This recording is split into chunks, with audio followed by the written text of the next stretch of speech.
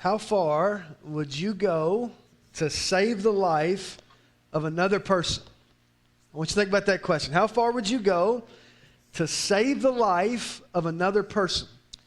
While you're thinking about that, I've got a picture that I want to show you. The guy that you see on the screen is a well-known Australian mountain climber and adventurer and eventually best-selling author named Lincoln Hall. Back in 1984, he was a part of the first ever Australian expedition that attempted to climb Mount Everest. And even though at that point they failed to reach their goal of reaching the summit, they discovered a new way up the mountain that was later used by thousands of climbers. Now, fast forward 22 years later in 2006, Lincoln Hall and members of the original expedition went back to Mount Everest, and this time, unlike the first time they attempted it, they actually reached the summit on May 25th, 2006. On the way back down, though, they encountered a serious problem when Mr. Hall suddenly became disoriented and violently ill.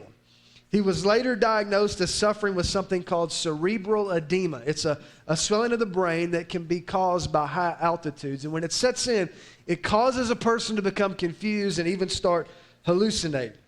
For several hours, the other members of his crew did their best to administer emergency care. But as the hours dragged on and the sun began to set, Mr. Hall's condition just continued to deteriorate.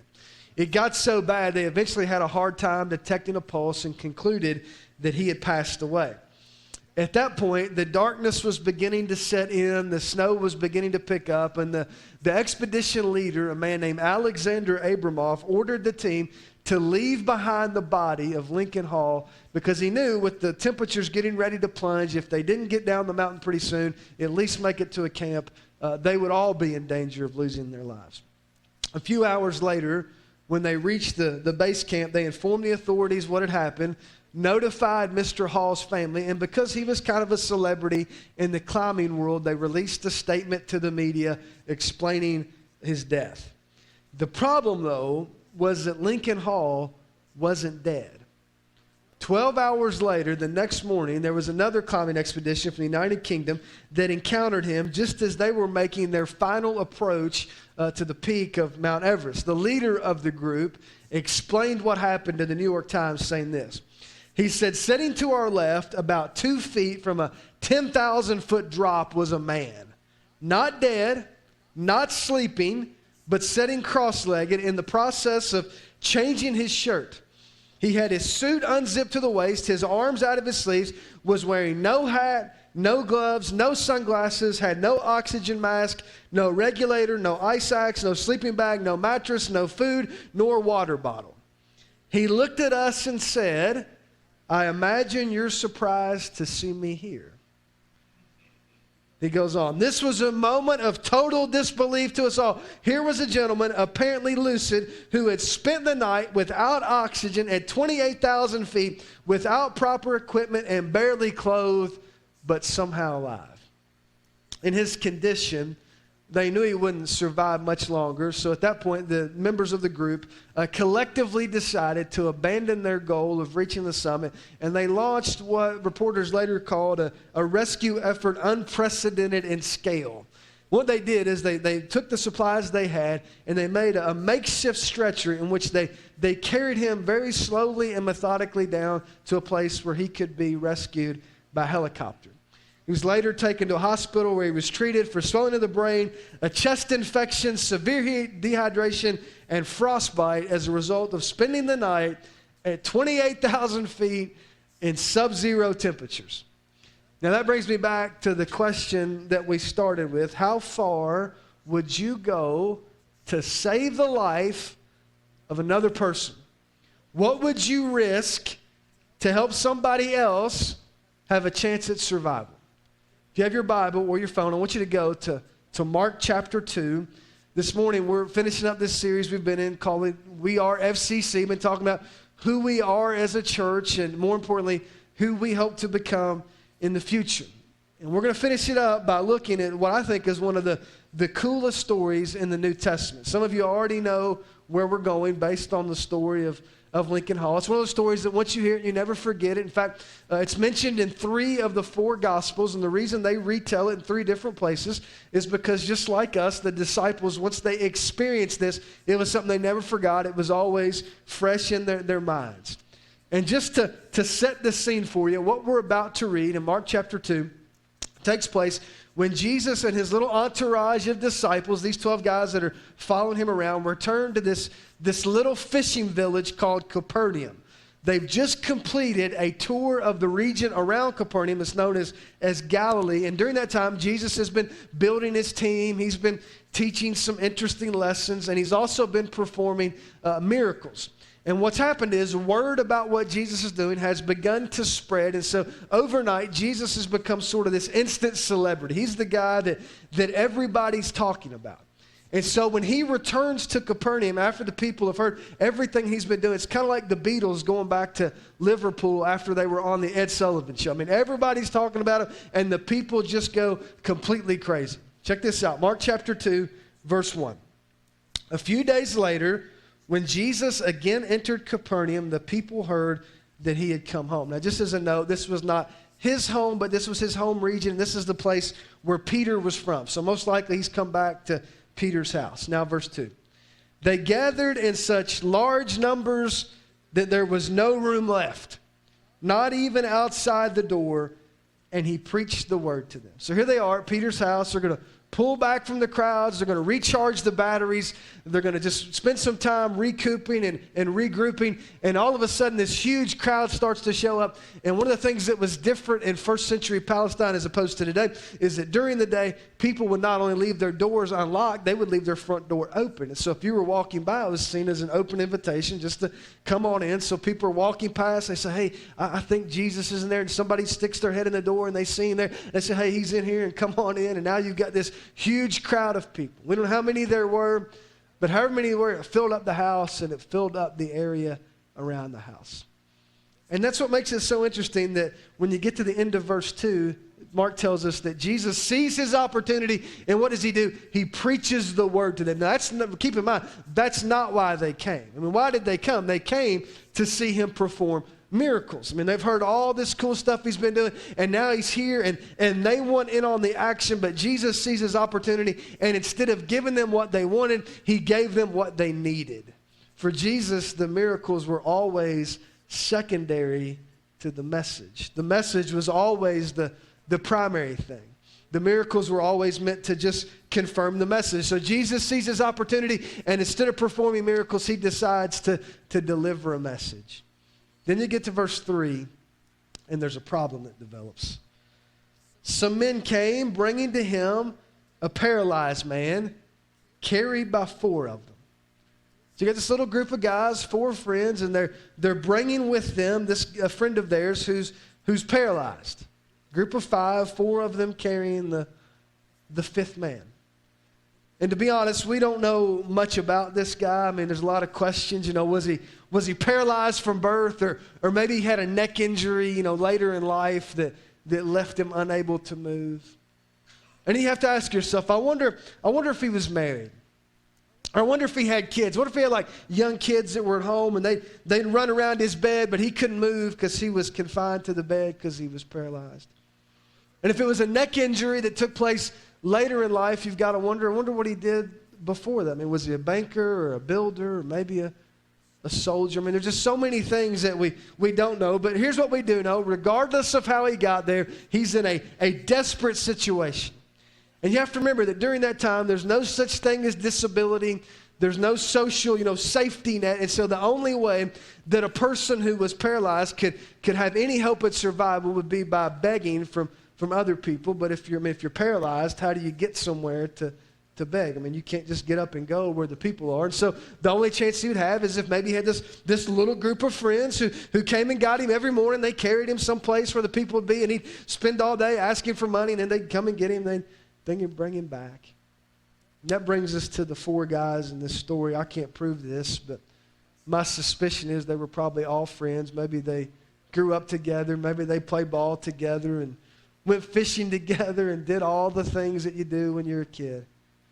And then something happened, and now the fifth man in the starting five is paralyzed, and the other four are doing their best to help him out as best they can.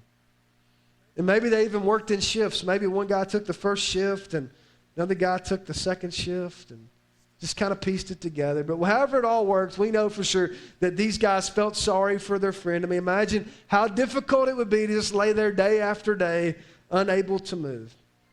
And so when they heard about all the things that Jesus had been doing, they hear that he's back in town, he's come to their village. It had to have been like a light bulb went off, and they thought to themselves, hey, if Jesus can do that for other people, maybe he can do that for our buddy, and maybe we can get this guy to Jesus, and Jesus will heal him, and everything the nightmare will be over, and everything will go back to normal. So they made their plans, and they strapped their buddy to this stretcher, and they carry him to Jesus. But when they arrive, they encountered a problem that they never anticipated. They made it to the worship service, but all the seats were full. In fact, there were so many people that they couldn't even get in the door. They had nowhere to stand. And so in that moment, they have this decision to make. Are they going to just turn around and go home, or are they going to do something a little bit crazy? Go back to verse 3. Some men came, bringing to him a paralyzed man, carried by 4 of them. Listen to this. Since they could not get him to Jesus because of the crowd, they made an opening in the roof above Jesus, digging through it, and then lowered the mat the man was lying on. When Jesus saw their faith, he said to the paralyzed man, "Son, your sins are forgiven." How far would you go to save the life of another person? As you look at this story, it's obvious that these 4 guys at least made a decision that they were going to do whatever it took to get their friend to Jesus. And in that sense, they're a great example for the rest of us. That's why 3 of the 4 gospel writers include this story, because there's something about what these 4 guys did that they want us to remember and to emulate. So if you look at your outline, I titled this message, Moving Forward Together. And that word movement implies that you have a target. It implies that you have a goal that you're moving toward. Now, to be clear, you can spend your life, if you want to, a lot of people do, you can spend your life sort of going in circles and spinning your wheels, but that's really not what you want to do. I mean, deep down inside, all of us want our lives to count for something. We have some target, some goal that we hope to be moving toward. And as you look at this passage, Jesus, as followers of Jesus, he's already defined what that goal should be for us. And that goal is to bring as many people as possible to him. So I want you to think about it like this. As we get ready to enter into this Christmas season, and then before you know it, we launch into a brand new year with new possibilities and lots of new things happening. What if everybody who called this church their home just adopted the mindset that these 4 guys in the story? What if we all just decided whatever it takes for us to do in the new year, we're going to do that as we try to bring people to Jesus? What would that look like? What would we accomplish if that was our mindset? As you look at this story, there's 3 things you see exemplified in the actions of these 4 guys. Here's the first one. As we move forward together, we have to move forward with a clear mission. For this plan to have had any chance of success, all 4 of these guys had to be moving in the same direction. And Mark never tells us how far they carried this guy, but however far it was, if at any point during that journey, just one of these guys had decided, hey, I've got to be somewhere else. I've got something else to do. There's something else that's going to take priority over this. They could have put the brakes on the whole thing. I mean, for them to get to where they wanted to go, all 4 of them had to be pulling their weight and working together to accomplish something that they never could have accomplished on their own. One of the things that can stymie a church's progress is when they lose sight of their mission. And if we were to go around the room, all of us could probably tell stories of churches that we've known about or maybe even been a part of that spent decades just sort of going around in circles. Nothing ever really changed. Everybody just sort of spun their wheels. Another thing that can cause a church to spin its wheels is not just when they lose sight of their mission, but it's when there are these competing missions. And you've got people in the church pulling other people in different directions within the church. And it's hard to explain this. Some of you experience this. It's like some people, when they decide to become a part of a church family, or especially like when they become a leader in a church family, they take it upon themselves to think, I'm going to push the church, or I'm going to pull the church in a certain direction. And it's not that they have bad intentions. Most of the time they're well-intentioned. It's just that they want the church to do whatever it is they think is best. So for example, in our culture, some people think the church should primarily function like a political action committee. And we should be endorsing certain candidates and promoting certain causes. And strangely enough, whenever that happens, the people that they think we should be endorsing and the causes that they think we should be promoting are the exact same causes they're promoting and exact same people that they're endorsing. It's strange how that works. Other people think the church should primarily be like a community center. It's all about clothing programs and feeding drives and after-school programs. And there's nothing wrong with any of those things. Those are all great things, but they're not the primary thing. In our culture, especially in the Bible Belt, some people want the church to kind of be like a country club, right? They want a comfortable place to hang out where nobody ever says anything controversial and nobody ever gets alienated. Other people want the worship services to be like a rock concert. Other people want an orchestra performance. Some people want a Southern gospel concert. Other people want a bluegrass festival. Some people want to turn the clock back to whatever was popular when they were a kid, and that's what they think the church should be doing.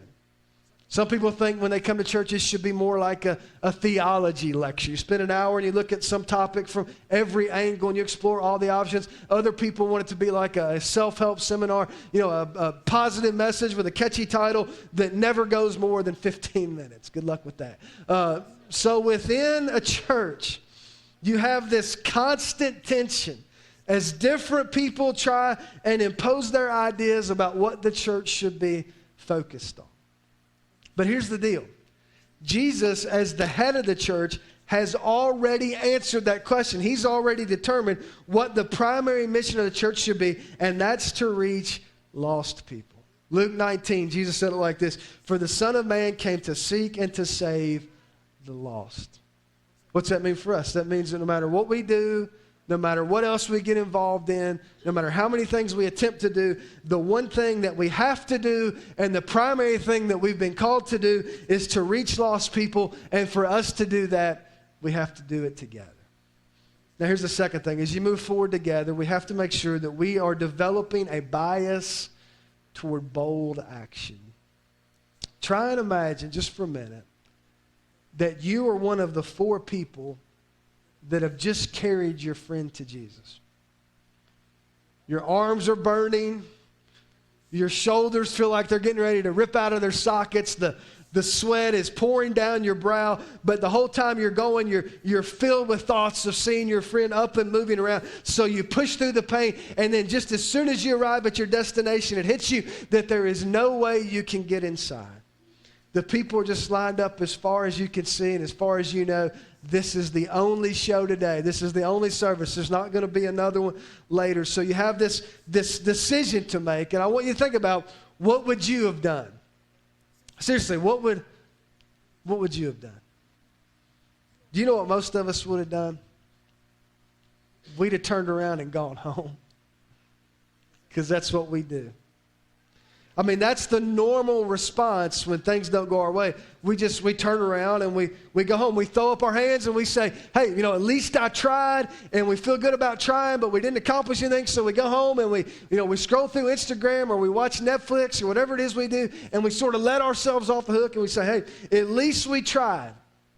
And that's kind of what we do. And you know how it goes. You pray for people, nothing happens. You invite them and they don't come. You try something and it doesn't work out like you thought it would. So you just say, hey, I tried, and then you quit. And that's the normal thing to do when things don't go your way. But what if we've been doing it wrong all along? What if the thing to do when things don't go your way is not to quit, but to make a bold move. That's what these four guys in the story do. Rather than being discouraged by the challenge in front of them, they decide to do something that on the surface of it seems a little bit crazy to us. And in first century Palestine, the typical house was one story, had a flat roof, and the roof would be constructed with these wooden beams. And in between those beams, there would be all this compacted dirt that would shed the rain. And on the outside of the house, normally there would be a staircase that gave them access to the roof that served kind of like a patio. You could go up there and hang out if you wanted to. And so these four friends, they see this, that there's no way to get in the front door, so they decide to carry their friend up the steps, and they get up there and they start using their hands and they start digging a hole in the roof. They create a hole where there was no door. For them, what looked like a closed door created an opportunity for them to make a bold move.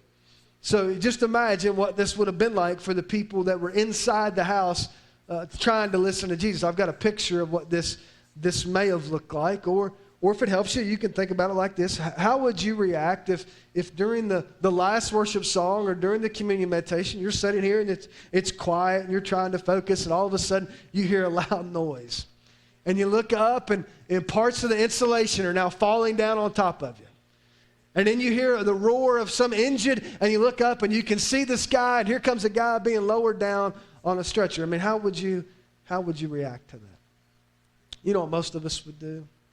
We'd start overthinking it, because that's what we do. The engineers among us would be saying, you know, that's really not the best way to do that. If they'd have just checked with me, I could have come up with at least 5 other plans that would have been a lot easier. And then the accountants among us would be looking at that and say, can you believe they're doing that? Who's going to pay for all that? That's going to be a really expensive, and who knows if you can even get the shingles. I mean, the supply lines are backed up, and how are we going to raise the money for this? That means they're going to take up a special offering. I mean, you know how it goes. And then there's going to be some traditionalists who would say, I just can't believe the way people disrespect the church building. When I was a kid, you wouldn't dream of doing something like that. You respected the worship service. You certainly wouldn't interrupt it, and you wouldn't do anything to desecrate the building. I mean, you know how it is. That's the way that we think. But can I just be honest with you? We're living in a culture in which the normal way of doing things and the normal way of thinking can go out the window. Things are much different than they've ever been before. And for us to be effective in reaching a world that's changed, we can't turn the clock back and go back to the way we used to do things or the way we used to think about things, because it doesn't work anymore. One of the things I love about this church is that over the years we've been willing to make some bold moves.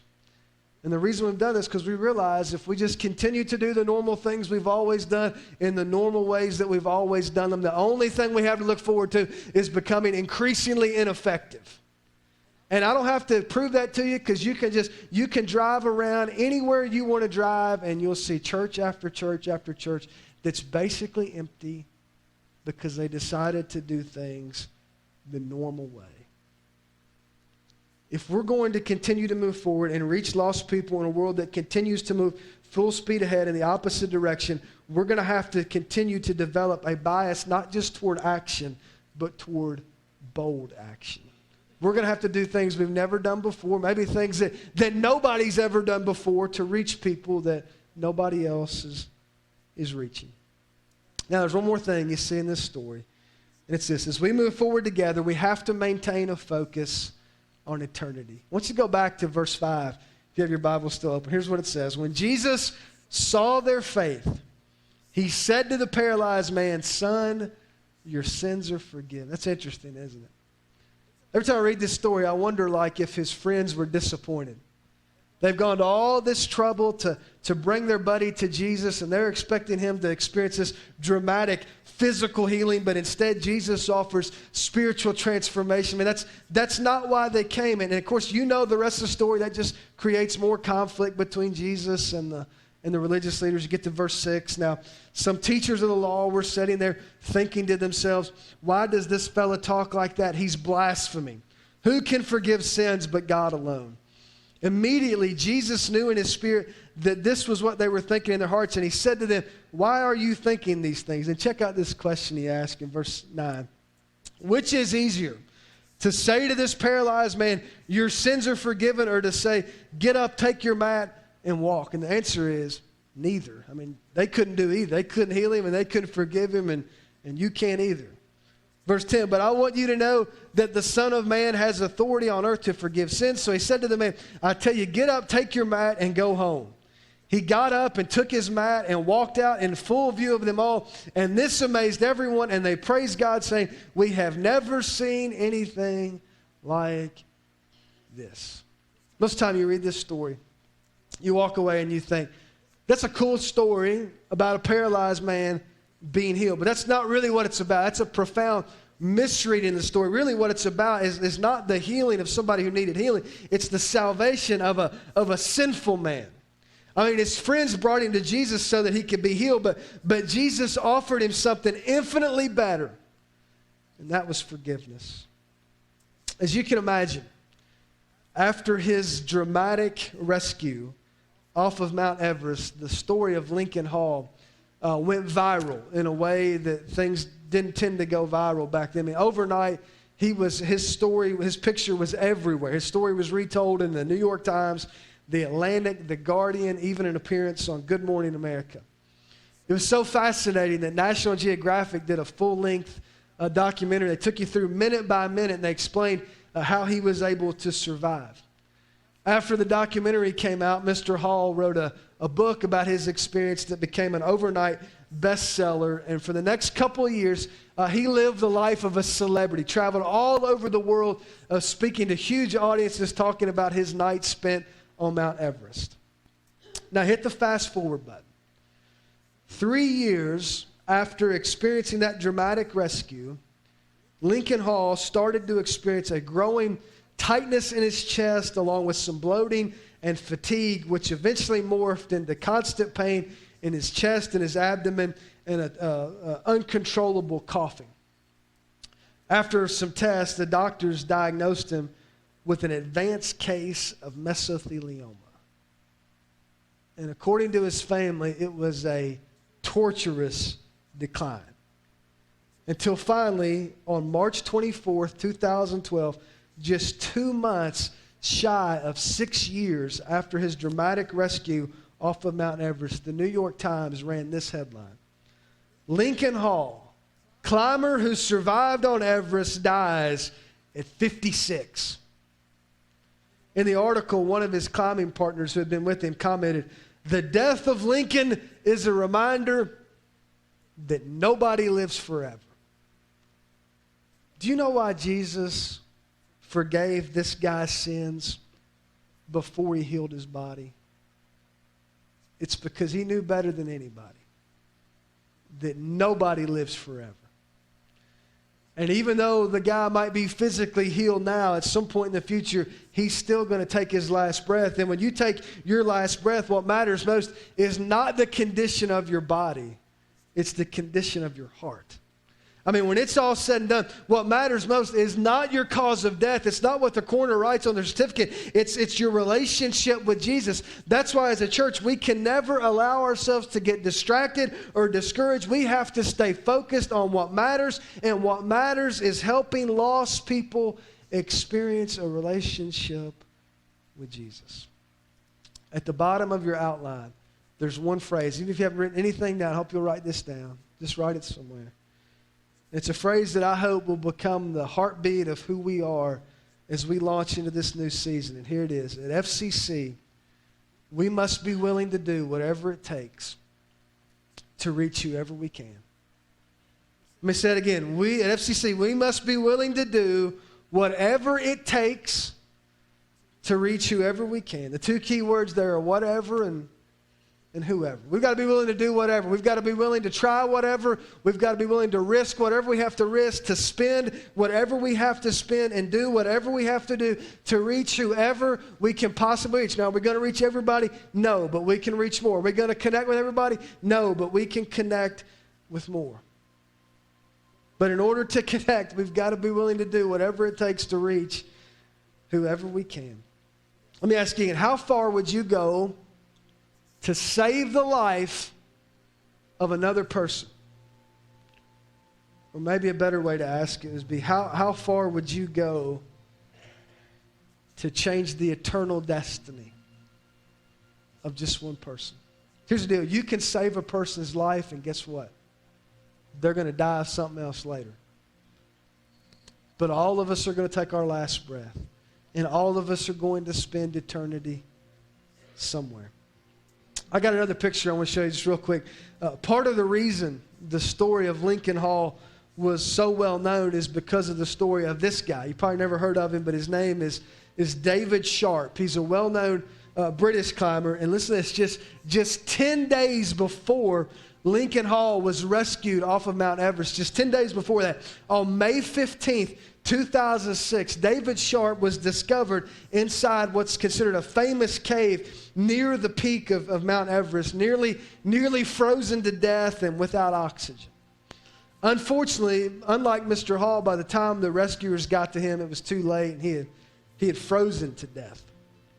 What made it so dramatic, though, is that when the researchers went back and they tried to piece together the final hours of his life and tried to figure out exactly what had happened, they discovered that nearly 40 different climbers from 3 different climbing groups had all interacted with Mr. Sharp on their way up the mountain. Some of them had even radioed back down that there was a guy up there that was struggling and that needed help. But here's the kicker. 40 different people, 3 different climbing groups, all saw him, all interacted with him, but nobody did anything to help him. When the researchers put the pieces together, they realized that many of those 40 people had actually talked with him. A few of them had taken pictures of him. And at least 2 of them had videos of him. Everybody saw him. Everybody knew he needed help, but nobody was willing to abandon their goal of reaching the summit in order to help a man in trouble. Everybody saw him, but nobody did anything. Once word got out what had happened, the very first man to ever reach the summit of Mount Everest, the legendary Sir Edmund Hillary, issued a rare public comment. Here's what he told the New York Times. He said, "All I can say is that in our expedition, there was never any likelihood whatsoever, if one member of the party was incapacitated, that we would leave him to die." And then he goes on. If you have someone who's in great need and you're still strong and energetic, then you have a duty really to give all you can to get the man down. And getting to the summit becomes very secondary. Then listen to this part. Yes, there are difficulties posed by operating at high altitudes, but you can try, can't you? This is the whole thing. You're in a dangerous situation. There's no question about that. But at least you can try to rescue the life of a man who is obviously in a distressed condition. Let me ask you again. How far would you go to save the life of another person? What would you risk? What would you be willing to give up? Here's the deal. As a church, we're surrounded by people in a distressed condition spiritually. They don't know where they came from. Don't know why they're here. They have no idea where they're heading in the future. And here's the deal. You already know them. You see them. You talk to them. You eat lunch with them. You've probably got pictures of them on your phone. You might even have videos of them. And every day we're surrounded by them. And the only question is, how far will you go to reach them? I want you to stand with me as we get ready to go through this Christmas season and then launch into a New Year ministry. We've got to be willing to do whatever it takes to reach whoever we can reach. But again, as we've said over and over again, we can't do anything because the we is us. So for us to get anywhere, we all have to do this together. We all have to pull in the same direction. And I want you to know we need your help. We're going to sing a couple of final songs, and if you want to pray with somebody, you want to talk to somebody, you just feel like maybe you got some questions about what your next steps should be, you just come and Dave and I will meet you here.